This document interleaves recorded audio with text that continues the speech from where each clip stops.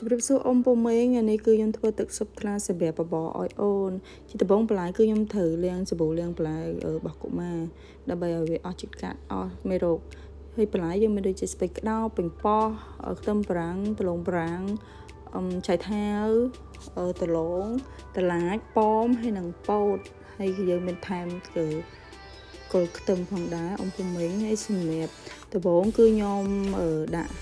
មាន់សាច់មាន់ចូលមុនគេ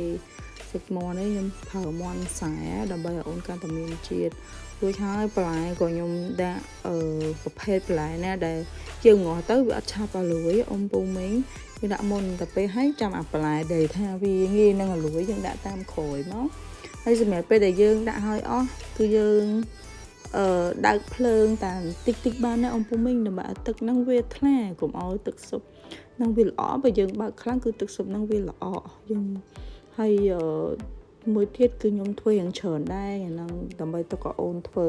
បបរបានច្រើនថ្ងៃហើយសម្រាប់ទឹកស៊ុបនេះគឺមានជាតិថាអ៊ំពូមីងវាផ្អែមចេញពីប្រឡែចេញពី